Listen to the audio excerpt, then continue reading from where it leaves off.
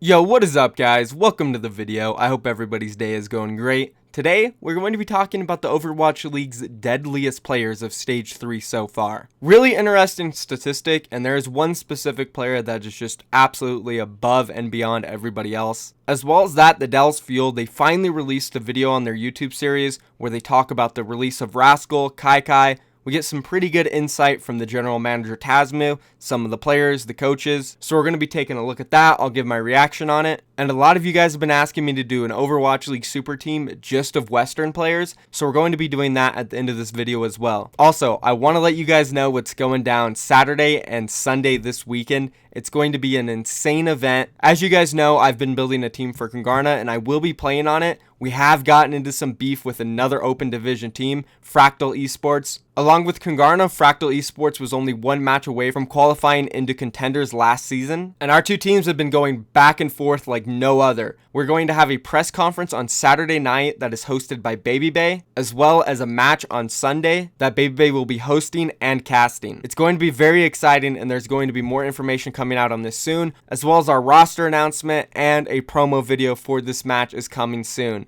If you want to know where you can watch all this stuff go down, I will be posting videos about it on my YouTube channel. But if you want to watch it live, go down below, follow BabyBay on Twitch. The link is in the description. You don't want to miss out on this event, guys. It's going to be hype. Alright, now let's go ahead and jump into this video, starting off with the Overwatch League's deadliest players of Stage 3 so far. Let's go ahead and look at this graph, which is just absolutely insane. Striker sitting in number 1 with 10.14 kills per 10 minutes. Almost an entire full kill more than the guy in second place, which is Sinatra at 9.36. Behind him, we have Pine 9.19, Agilities 9.11, Effect 9.11 as well, Profit 9.08, Surefour and Asher both finding their way on this list. Pretty interesting. Along with Bunny and Agilities, these are the only players from the same team on this list. Then we have EQO sitting at 8.66. Surprising not seeing Carpe on here. Seems like he does get a lot of kills for his team, but hey, good for EQO finding his way on this list. Obviously not as much playtime as the other players, he's only sitting at 100. And with Striker, the second most playtime, pretty much the most, tied with Effect. He's only behind 1 a minute and still so much higher than everybody else. It really does show how much this guy is doing for his team lately. I mentioned it in my video yesterday. Yes, the Boston Uprising, they're in an absolute amazing team. All of their players right now are playing like all-stars and they work really well together.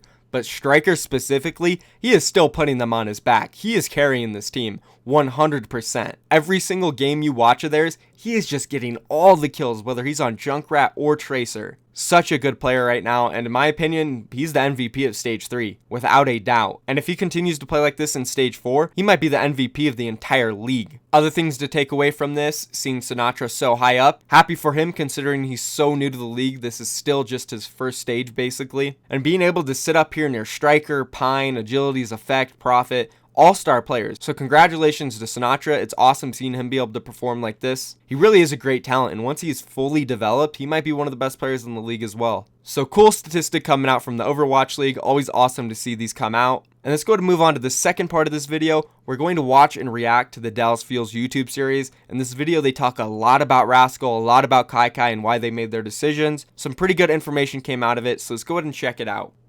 Alright, let's go ahead and hop into this video, boys. On the watch. Left early because he was super low. Went and got a pack. Now he's back. He's the Rogue Boys. Right, let's get this. Kyky. Needed to be changed. After the second week, we knew things needed to be changed and moved around a little, and that was. Took you that long? It took you Stage 3 second week to realize you needed changes?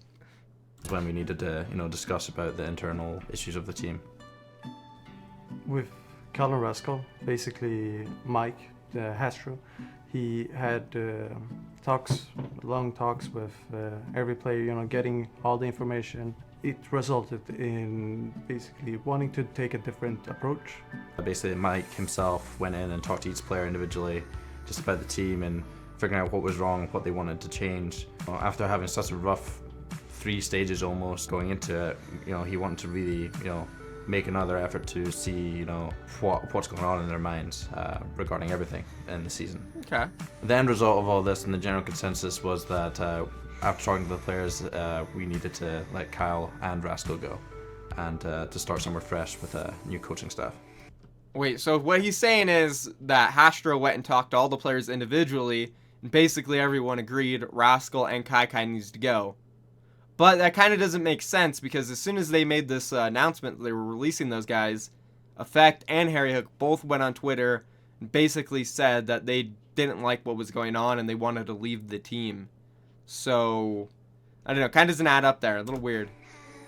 Not so sure. Looking towards a new head coach position is a tough task. We have to scout everything. We've already been working with a couple of coaches to see if they can fit the bill. We need to be very careful and work with our players to find the right fit. Basically making sure they're involved and they feel involved with who we end up choosing, and because they need to feel comfortable. At the end of the day, even if we as management feel comfortable with this guy or girl, like, we need to really make sure that the players just almost believe, right? Their coach is their mentor, their teacher almost in a way, and for them they need to really feel inspired. It'll take a little bit of time, but we're confident we'll find the right fit. It's actually really smart by them, because their season's over, right? They're not really playing for much. Yeah, they could make this stage playoffs, but, it's smarter to focus on season 2. If they take their time to find the right coach, the guy that's actually going to help this team, then they're in a good spot instead of rushing into it. So Emmanuel like has big shoes to fill. I think in Overwatch League people we've heard fail to do nothing that. about this Pete guy at all. He hasn't been in any of their videos ever. That's how much pressure a coach has in the league. They have Now a he's lot the of head coach. responsibilities with so many players. My role is to create a setup for the next coach to have a good foundation to start off from, reset the guys' minds, get everyone together in a unity again, bring up the morale, bring up fighting spirits, bring I love everyone Seagull, together, dude. and then also bring home wins. For right now, he's been doing great. I mean, he's doing his best. He's keeping track of everything, staying organized. We don't expect him to do everything. That was not his normal role, but he's doing his best to continue working with the players and make sure they're on the same track. So Rascal, as everybody knows, is a fantastically skilled player. Honestly, I think he can be the best player in the world, and has shown qualities of that even with our team. However, with the players, when they talked to Mike, they felt that there was a need for change with his position too, just based on it didn't seem to just be meshing well. Why didn't they say that in their release statement? He could be the greatest player at certain times, but it just didn't mesh well with us, so we wish him the best luck. But no, it was, he's unwilling to communicate, he's unwilling to work with the team, he is such a bad guy, we gotta cut him, he's out of here. That seems so toxic. No reason to say that type of stuff. Why didn't they just say that? From the statement that we did here we make go. on the Fuel website regarding the communication, people portrayed it as communication as far as English was concerned. Yes, his English was not the strongest out of our team, but it was more that Rascal just disagreed with a lot of the things that were going on. There was often clashes in terms of ideas or what we want to play, or what is seen as the right strategy, playstyle, whatever. It would get to the point where the one who can argue it the longest wins, and that's not how it should be. That's awful. And it was very difficult to come into the office every day, almost expecting that there's gonna be some problem. And for the team to move forward, this was a necessary move. It was very hard to progress with Rascal, even though I think a lot of his points may have been very valid, and I think he's a smart player, but sometimes, it just wasn't the right fit in that regard. He did give his best, and I think we appreciate him, and I know for a fact he'll be on a great team in the future, I'm sure. I wouldn't doubt he'd get picked up again, but for us personally, it just wasn't working out, and it was just causing some hardships within the team, and it just was not blending part in the way we wanted it to. And this is like I said, the players just didn't feel comfortable working with him, and that's how it kind of ended up. Again, he says players. I don't know if Effect or Harry Hook was upset about Kyky being released or something. They're clearly upset after they were released. I don't know what about, but But anyways, Tazmu, he handled this way better than what they said in their statement when they released them. Like, he's actually saying Rascal, he's a great player. You know, we tried to work with him. And even his ideas when he was arguing with us, they were good. But the problem was that there was just too much arguing, and with all the stress that's going on, you know, the players can't deal with all that. So it was better that we let him go. But in the statement, again, they were just like, he's unwilling to communicate, work with the team. It just made him seem like such a jerk. So this is much better. Being. After this is it's all good said and insight done, too. I truly wish Kyle and Rascal the best of luck. I think Kyle will go on and do great things with either another team or whatever he decides to do.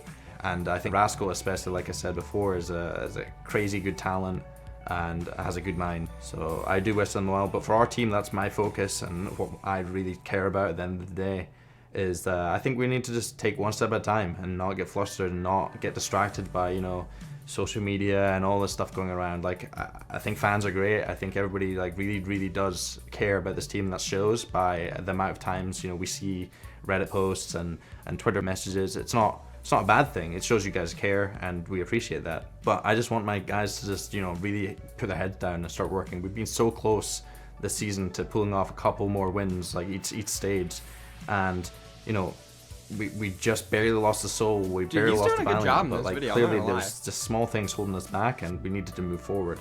And hopefully, you know, starting this week, we put those things behind us and work hard. We may not win our next match, but as long as we're in the right footing and understand that we're going in the right direction and continue to have an upward swing, I think, you know, we can end the season on a high rather than a low.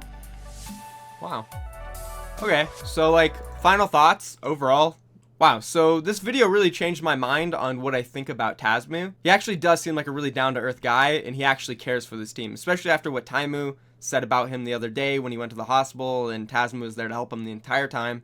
Seems like a very nice guy, and he genuinely cares about the team. There still are some questions to ask though. Effect, why did he want to leave the team after Rascal and Kyky was released? But this video did answer a good amount of questions, and Tazmu, once again, he handled it very well. So I have a lot more respect for that guy. As for Hastro, I'm still 50-50 on. It would have been nice to get some insight from him and some of the players in this video. It kind of was just centered around Tazmu, which is a little weird, but I can see why. Obviously, he handled it good. From the AMA, though, that Hastro did a couple weeks ago, it still does seem like, it seems like he kind of has like a really big ego, and he's not willing to admit his own mistakes he's made, and he'd rather put faults on other players. You can see this from the statements he's made, the things he says on Twitter, like, oh, nobody cares about these losses more than me. I'm super affected by them.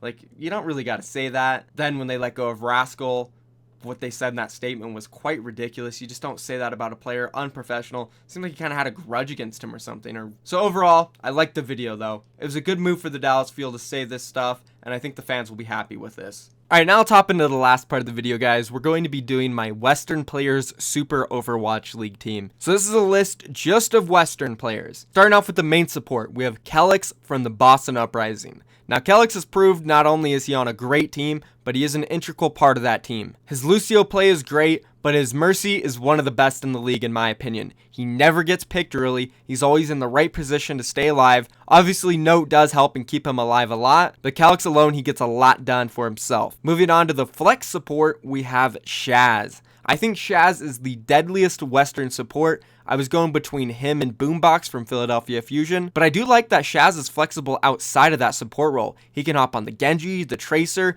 probably anything else you need as well. Not only that, he's just a straight up fragger on Zenyatta. If there was a Western version of Jay Jonak, it would probably be close to something like Shaz. So those are my two supports. So far we have one player from Boston Uprising and one player from the LA Gladiators. Now moving on to my tanks. We'll start with the main one first. We have Muma from the Houston Outlaws. I think Muma overall throughout the league has been the best Western main tank hands down. And to be honest, there's not really a lot of competition for Western main tanks in the league. There's Fraggy, Super, and Muma right now. Remix used to play, but he's kind of subbed out, so that leaves those three starters to choose from. Super, he's still new to the league. Maybe he can outclass Muma in a couple stages, but so far Muma has been more impressive. Then we have Fraggy, who he's been good at times. He's kind of inconsistent. He does make a lot of mistakes. I think Muma is the safer choice. As for our off tank, we're going to have Poco from the Philadelphia Fusion. I wanted to choose between Poco and Bishu. I figured that Poco was the right choice though. I think overall mechanically he has shown known more than Bishu, although Bishu is a huge role in that Los Angeles Gladiators team when it comes to communicating and translating for the Korean and English players. That won't be needed in this team. Everybody can speak English, so I'm going to go with the best raw mechanically one, and that's Poco. Also, to note real quick, well, funny, No is not going to be on this list since he is on the overall Super Overwatch League team. That's why I didn't pick him. If he wasn't on that team, I would have picked No. Now, moving on to the DPS players. Now, we're doing the same thing as last time. We got 7 total players. We're going to have 2 DPS starters and 1 sub. None of them are really defined as starters or subs, just 3 DPS players who rotate out between each other. So starting off, we're going to have Logix from the Florida Mayhem.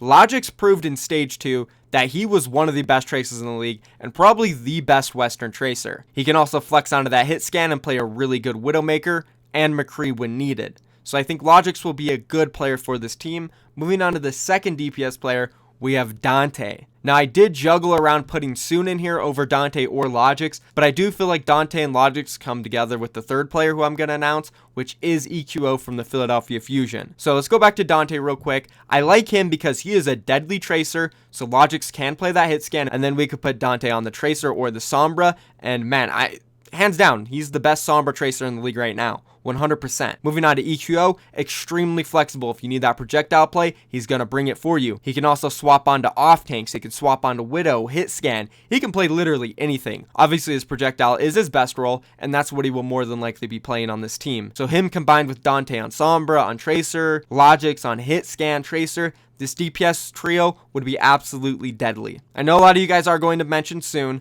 but I do feel like this is the best combination of players and would bring in the best results. Soon obviously could be in here as well, but again, these are the 3 players. And that's going to be my Western Super Overwatch League roster. Let me know what you guys think about it down below. And pretty much everything else in this video, don't forget, go follow Baby Bay. We have a roster announcement coming soon, as well as a promo video, guys. It's actually going to be insane. Stay tuned. Drop a like on this video, subscribe if you're new around here, and I'll see you guys tomorrow. Peace.